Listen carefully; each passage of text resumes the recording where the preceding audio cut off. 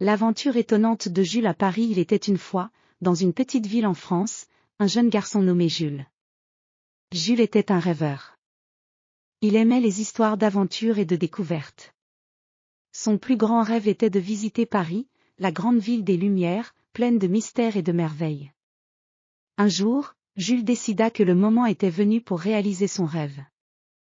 Il fit ses bagages avec soin, il prit une vieille carte de Paris, un carnet pour écrire ses observations, et une loupe pour examiner les détails cachés. Avec un cœur plein d'excitation, il se mit en route pour la grande ville. Jules voyagea en train pendant plusieurs heures. Il regardait par la fenêtre et observait le paysage changer. Les champs verts laissèrent place à des collines, puis à des bâtiments en pierre. Enfin, le train arriva à Paris. En sortant de la gare, Jules fut frappé par la grandeur de la ville. Les rues étaient animées, les gens marchaient rapidement, et les voitures klaxonnaient.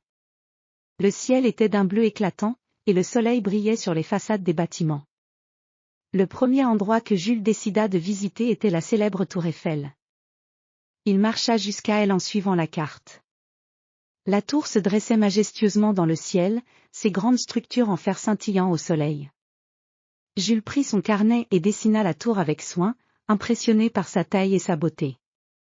Ensuite, il se rendit au Louvre, le musée le plus célèbre de Paris. Le Louvre était immense, avec des corridors longs et des salles pleines d'œuvres d'art. Jules était émerveillé par les tableaux et les sculptures. Il passa des heures à admirer les œuvres de Léonard de Vinci, de Rembrandt et de nombreux autres artistes célèbres. En continuant son exploration, Jules découvrit les charmantes rues de Montmartre. Ce quartier pittoresque était rempli de cafés, de boutiques d'art et de petites places animées. Il s'arrêta dans un café pour goûter un croissant chaud et une tasse de chocolat chaud, tout en regardant les artistes peindre leurs œuvres.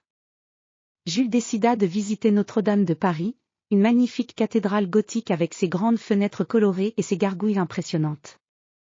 Il entra dans la cathédrale et fut ébloui par la lumière qui filtrant à travers les vitraux, créant des motifs lumineux sur les murs en pierre. Le soir venu, Jules se promena le long de la Seine. Les quais étaient animés, avec des musiciens jouant de la musique et des artistes de rue montrant leur talent. Les lumières des ponts et des bateaux se reflétaient dans l'eau, créant une atmosphère magique. Soudain, Jules aperçut un petit livre ancien sur un banc. Le livre était relié en cuir et semblait très vieux. Intrigué, Jules le prit et l'ouvrit. À l'intérieur, il trouva des notes et des dessins sur les secrets de Paris, des lieux cachés et des mystères anciens. Le livre mentionnait une mystérieuse clé en or cachée quelque part dans la ville, une clé qui ouvrait un ancien coffre rempli de trésors historiques. Jules était captivé par cette découverte. Il décida de suivre les indices du livre pour trouver la clé. Les indices menèrent Jules à différents endroits de Paris, dans un vieux jardin, sous une statue célèbre, et même dans une librairie ancienne. Avec chaque découverte, il se rapprochait du coffre mystérieux.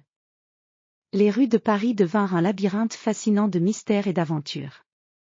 Après plusieurs jours de recherche, Jules trouva finalement la clé en or dans un vieux parc, caché sous une pierre.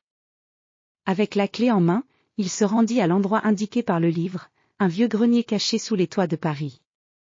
Il ouvrit le coffre avec la clé et trouva des objets précieux et des documents anciens sur l'histoire de la ville. Jules rentra chez lui, heureux et satisfait de ses découvertes. Il avait réalisé son rêve d'explorer Paris et avait vécu une aventure incroyable. Les souvenirs de Paris et des mystères découverts resteraient gravés dans son cœur pour toujours.